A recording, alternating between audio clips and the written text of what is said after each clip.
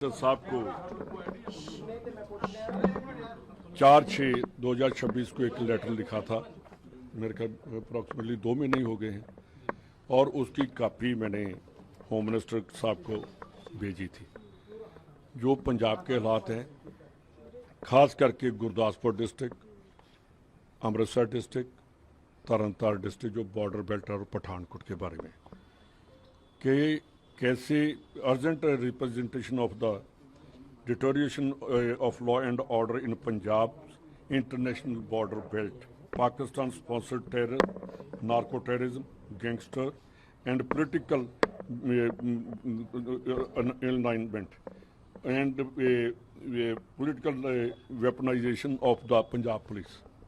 ये मैंने उनको एक लेटर लिखा था और उस लेटर के साथ एक मेरे एरिया में बहुत बड़ा गैंगस्टर है, उसकी भी उन्होंने एक, अभी उसकी डेट है 23/6 को एक लेटर निकाली थी और उसमें जो पंजाब में जो गुरदासपुर और दूसरे इलाकों में कैसे गैंगस्टर चल रहे हैं उनके बारे में मैंने जो नई लेटर थी, जो पहले वाली लेटर थी, इसको उन्होंने इस लेटर के बेस पर मेरे को बुलाया गया और जो लास्ट पैराग्राफ है उसके ऊपर उन्होंने जो मैंने कंक्लूजन निकाल कर लास्ट लेटर में लिखा था उसके ऊपर उन्होंने डिस्कशन भी की और साथ ही मैंने ये कहा कि ये अकेली, अगर आप ये कहते हैं कि वहाँ पंजाब गवर्नमेंट है तो मैंने कहा मैं इसके साथ नहीं मानता, क्योंकि आपकी इंटेलिजेंस है, आईबी है, आपके पास मिलिट्री इंटेलिजेंस है, रा है, सीबीआई है और कई आपके जो हैं वो है।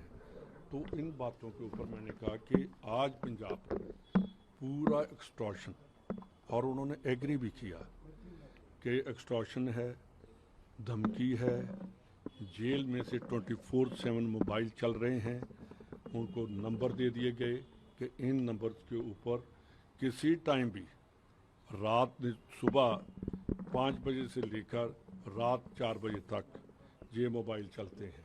मेरे ख्याल जो मोबाइल करते हैं वो 1 घंटा ही सोते हैं, बाकी उनका जेल से मोबाइल चलता है। ये मैंने उनसे बात किया और उन्होंने कहा कि आपने डीजीपी पंजाब को कहा। मैंने कहा जी उनसे बात करने का कोई फ़ायदा नहीं है, क्योंकि वो बिल्कुल जो चीफ मिनिस्टर कह रहे हैं और जैसे पंजाब में इलेक्शन लूटने की बात चल रही है, चाहे वो जिला परिषद है, चाहे कोई और है, गैंगस्टरों का जो बोलबाला है, गैंगस्टरों को कोई पकड़ने वाला नहीं है। इसमें आप अपना रोल बताइए कि गवर्नमेंट ऑफ इंडिया का क्या रोल है।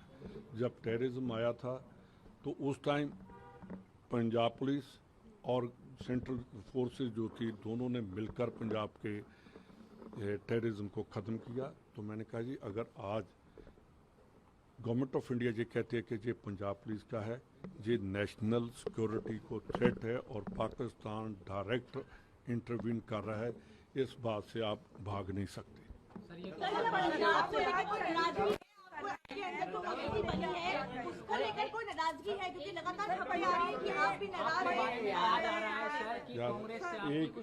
एक आदमी बोलेगा कि पंजाब में चन्नी जी आज बैठक कर रहे हैं, उसको लेके ये मेरे से ज़्यादा चन्नी जी जो आप देख सकते हैं कि उनकी बैठक क्या है, ये उनकी है। मैं दिल्ली में हूँ, मैं कल भी केसी वेणुगोपाल जी से मिला था, अंदर मेरे राजस्थान के प्रेसिडेंट बैठे हैं, हम राजस्थान की बात कर रहे हैं। जो चन्नी जी से मेरे से ज़्यादा अच्छा जवाब चन्नी जी दे सकते हैं, जहाँ राजा वड़िंग दे सकते हैं, मेरे से ज़्यादा वो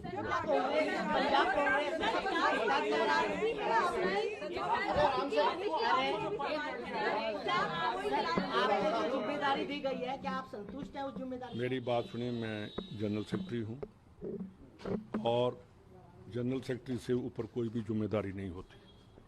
मैं अपनी जिम्मेदारी बखूबी निभा रहा हूँ। तो मैं इसका मतलब हमसे ज़्यादा आपको इसकी बात की कोई है प्रॉब्लम?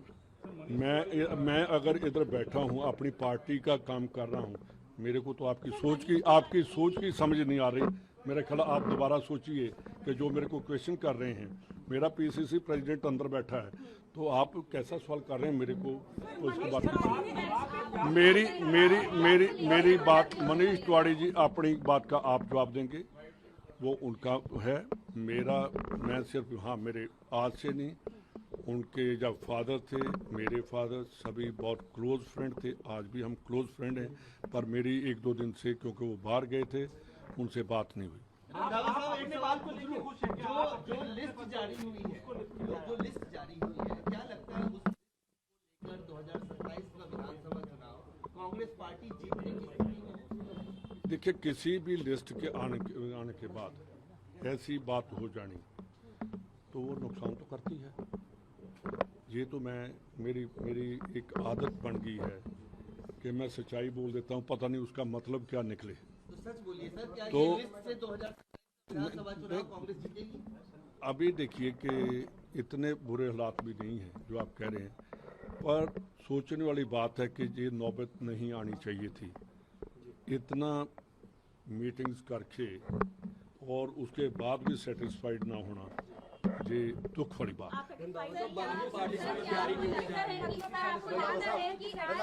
आप एक बोलेंगे कि सभी बोलेंगे, ना आपकी समझ लग रही है ना आपकी समझ लग रही है। की जा रही थी पीसीसी प्रेसिडेंट चेंज करने की, वो नहीं हाईकमान की तरफ से मानी गई। क्या आपको लगता है कि जरूरत थी चुनावों से ठीक पहले ये चेंज लाने की? नहीं, देखिए, मेरे से ज़्यादा जवाब अजय माकन जी दे सकते हैं, जिनको हमने जाकर कहा था, जो उन्होंने रिपोर्ट दिया। उस रिपोर्ट के बारे में माकन साहब ही बता सकते हैं कि उन्होंने क्या रिपोर्ट दी और क्या उन्होंने रिकमेंड किया।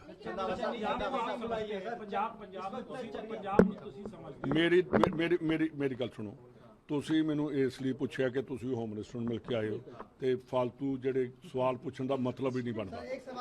मैंने आपको जो जवाब देना, जो फालतू आप सवाल कर रहे हैं, मेरा एक ही था कि आप भाग कर आए कि अमित शाह जी को मिले, मैंने आपको लेटर दे दी।